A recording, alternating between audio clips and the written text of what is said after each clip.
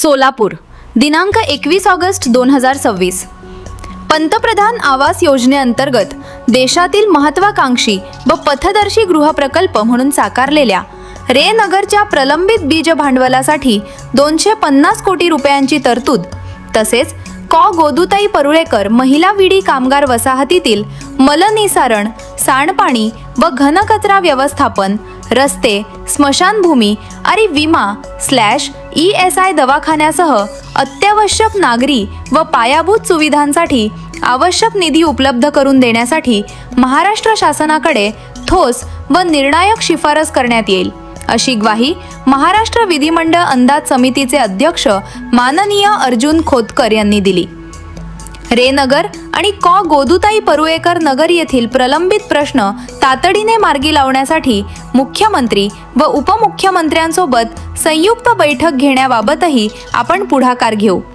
तसेच त्या बैठकीस स्वतः उपस्थित राहून श्रमिकांच्या गृहप्रकल्पातील अडचणी दूर करण्यासाठी प्रयत्न करू, असे खोतकर यांनी स्पष्ट केले।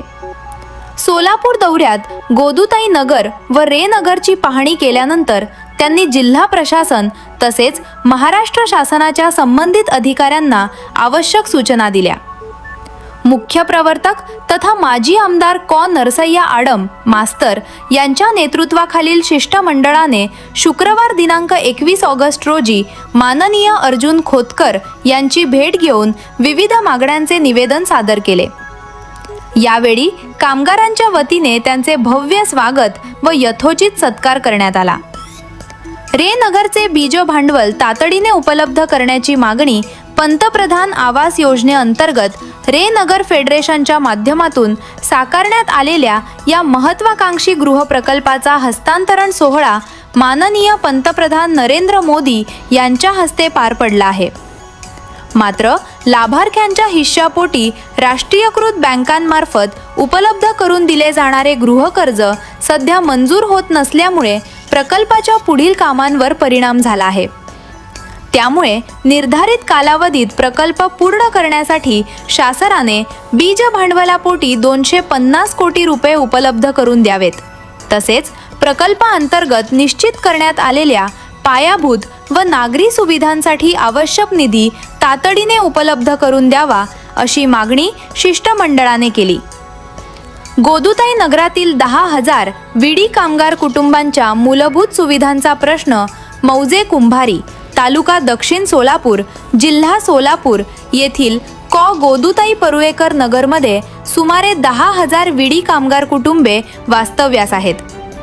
मात्र अद्याप मलनिसारण, सांडपाणी व घनकचरा व्यवस्थापन, मुख्य व अंतर्गत रस्ते, स्वतंत्र स्मशानभूमी तसेच विमा/ESI दवाखाना यांसारख्या अत्यावश्यक सुविधांचा प्रश्न प्रलंबित आहे। महाराष्ट्र जीवन प्राधिकरणाने तयार केलेल्या सविस्तर प्रकल्प अहवालानुसार सुमारे 200 कोटी रुपयांच्या मलनिसारण, सांडपाणी व घनकचरा व्यवस्थापन योजनेस तातडीने प्रशासकीय व आर्थिक मान्यता देऊन निधी उपलब्ध करून द्यावा, अशी मागणी करण्यात आली। आमदार हेमंत पाटील यांनीही व्यक्त केली नाराजी। यावेळी ज्येष्ठ आमदार माननीय हेमंत पाटील यांनीही वसाहतीत येताना अंतर्गत रस्त्यांची पाहणी केली।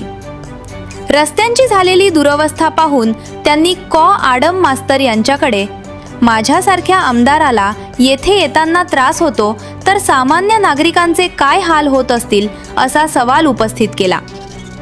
वसाहतीच्या मुख्य कार्यालयाजवळ पोहोचल्यानंतर त्यांनी संबंधित अधिकाऱ्यांशी भ्रमणध्वनीवरून संपर्क साधून या प्रश्नावर तातडीने बैठक घेण्याच्या सूचना केल्या।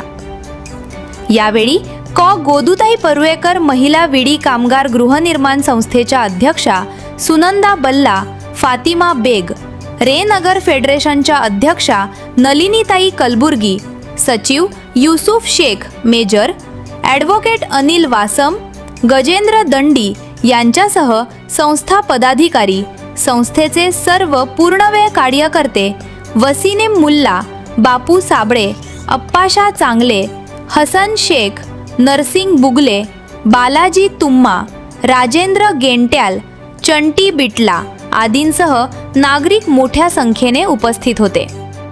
रहिवासी बंधू भगिनी, अरे नगर आणि ताई परोळेकर नगर या दोन भागाच्या संदर्भात निवेदन माझ्याकडे प्राप्त झालेले आहे. माननीय हेमंतराव यांनी माननीय उपमुख्यमंत्री यांना मेसेज टाकलेला आहे, परंतु गेली अनेक वर्ष आरामसर आम्ही विधानसभेमध्ये एकमेकाचे साथीदार या ठिकाणी राहिलेलो आहे आणि त्या एका घट्ट नात्याच्या माध्यमातून जी काही जबाबदारी आता माझ्याकडं माननीय आराम मस्त्राने माझ्याकडे ही जबाबदारी दिलेली आहे, तातडीने त्यांनाही माझा स्वभाव माहित आहे. एखादं काम त्यांनी हातात घेतलं तर ते कसं टोकाला लावतात आणि मीही घेतलं तर मीही कसं टोकाला जातो. आमची एकमेकाला आहे काम करणारे म्हणजे आमच्यासारख्या नवीन कार्यकर्त्यांना एक विद्यापीठ असलेलं असं व्यक्तिमत्व आदरणीय नरसय्य आडम साहेब, इथं उपस्थित असलेले आमदार सुनील शिंदे साहेब, आमदार कैलासराव पाटील, आमदार शेखर निकम साहेब आणि समितीच्या सचिव आणि सर्व RDC साहेब आणि अधिकारी मंडळी, काल भाऊ मुद्दाम या अजेंड्यामध्ये ही बैठक मी ठरवली कारण मी दिवाळी अंकामध्ये लेख वाचलेला होता. गेल्या 20-25 वर्षापासून सातत्यानं बिडी कामगारांसाठी त्यांना घरं मिळावीत म्हणून कशा पद्धतीने यांनी लढा दिला त्याचा मराठवाडा दिवाळी अंकात आणि त्याच्यानंतर माझी उत्सुकता जागी झाली. अनेकदा राजकीय काम करत असताना मॅडम मुलगी आपलं नाव वारंवार वृत्तपत्राच्या माध्यमातून, रेडिओच्या माध्यमातून आपण जे काय आंदोलन करत होतात त्यावेळेस कानावर यायचं आणि उत्सुकता वाटायची की कोण आहे. आम्ही जरी शिवसेनेचे असलो आणि ते जरी कॉम्रेड असले तरी राजकीय विचार जरी वेगळा असला तरी सामान्यासाठी काम करणं हे बाळासाहेब ठाकरेंचा केंद्रबिंदू माननीय एकनाथ शिंदे साहेबांचा हेच केंद्रबिंदू